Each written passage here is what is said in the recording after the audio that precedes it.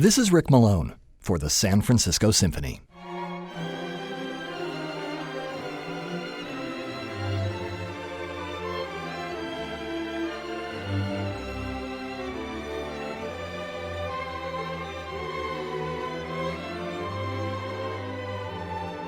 As World War II was winding down in the spring of 1945, so was Richard Strauss. He had made a small fortune from his opera Salome and had used it to build an elegant villa in the German town of Garmisch, just south of Munich. It was there that he spent the last years of his life, watching the Third Reich and his world crumbling around him.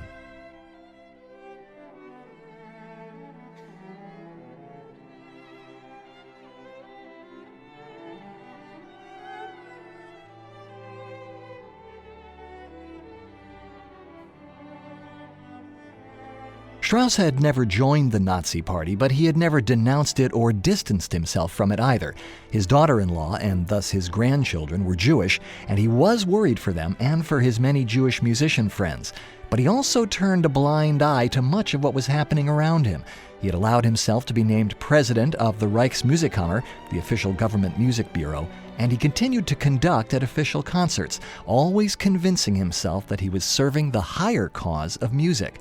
But he had not written any significant pieces of music for orchestra, and only a few other works of any substance, since 1927.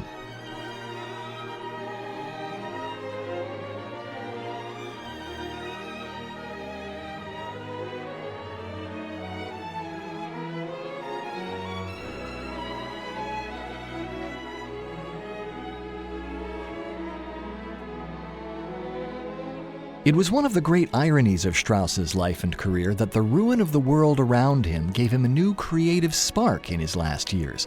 Between 1943 and 1945, he had witnessed the destruction of Munich, his hometown and the site of so many of his early successes, the firebombing of Dresden, where many of his operas had premiered, and the burning of the Berlin State Opera and the Vienna Opera, two of his other artistic homes. He and his wife Paulina were also in poor health, so to distract himself from his miseries, he had started to reread the complete works of Goethe, all 45 volumes, and he began composing again.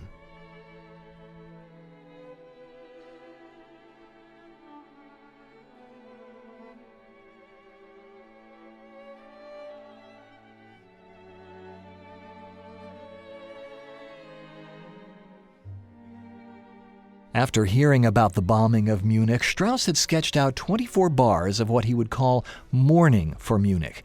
He never finished that work, but two of the themes found their way into a dark waltz that he called simply Munich, and a memorial piece that he called Metamorphosen for 23 solo strings. It was his musical response to a life and a world gone to pieces.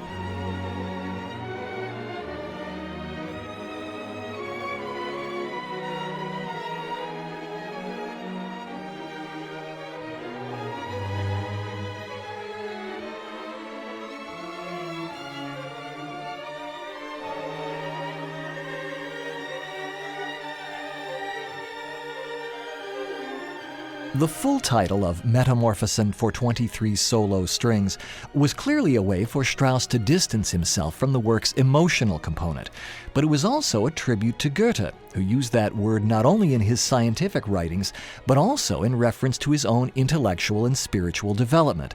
Strauss copied two of Goethe's poems into his sketchbook for Metamorphosen. The subject of the first is Know Thyself, a task Goethe suggests as necessary as it is impossible.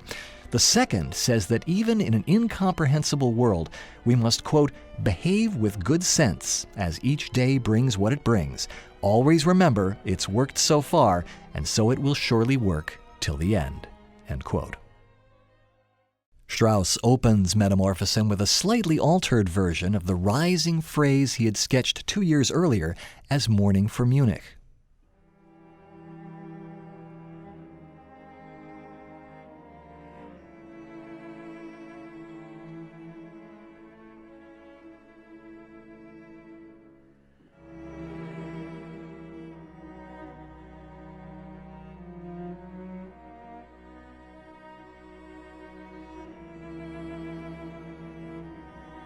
He also introduces a rhythmic pattern borrowed from Beethoven that will become even more important later on in the piece.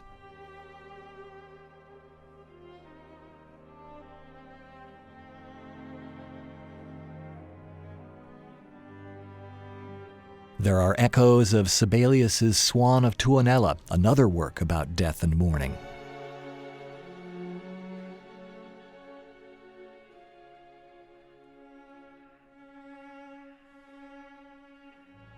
Metamorphosen is primarily tonal, but the tonal center keeps changing.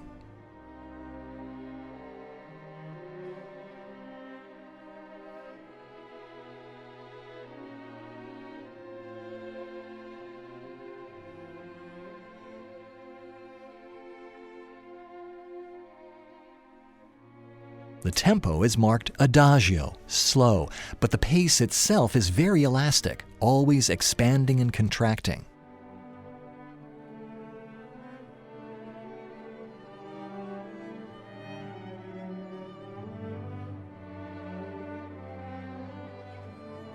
Strauss's orchestration is remarkable in that the 23 strings hardly ever play all at once.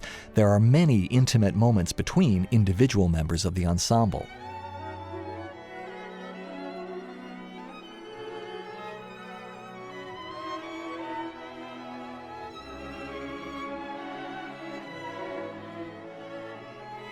All these roiling emotions build to a crest.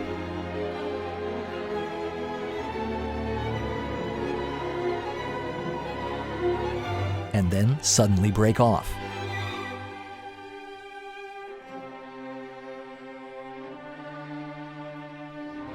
There's a brief recapitulation of the opening themes,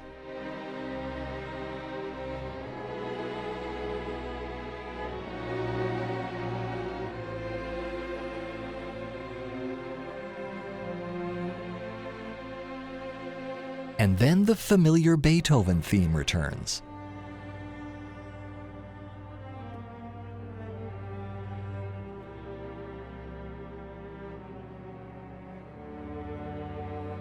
It's the funeral march from the Eroica Symphony. Strauss wrote in memoriam over these measures.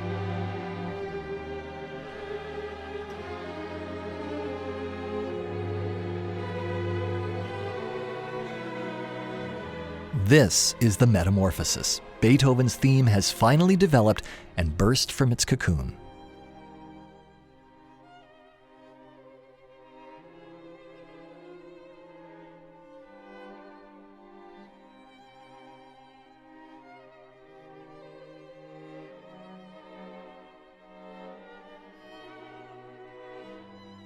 Strauss insisted that when he wrote his Mourning for Munich sketch and then its variation in Metamorphosen, he was not aware of the Eroica connection.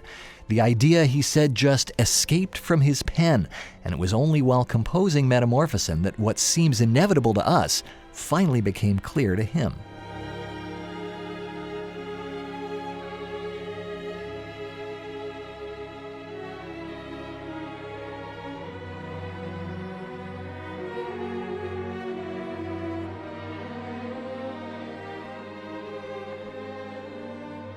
It is ironic that this piece, inspired by death and destruction, actually marked the beginning of a kind of Indian summer of composition for Strauss. After Metamorphosen came the charming oboe concerto and the extraordinary four last songs.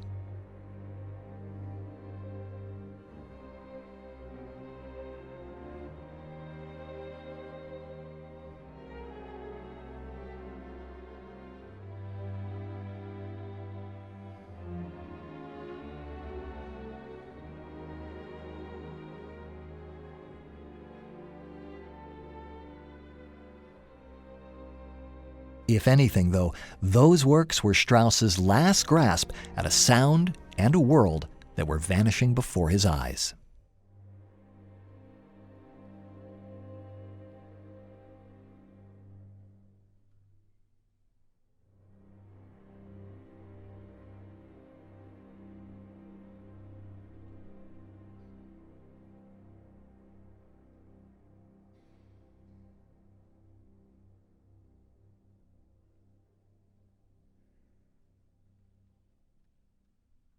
This is Rick Malone for the San Francisco Symphony.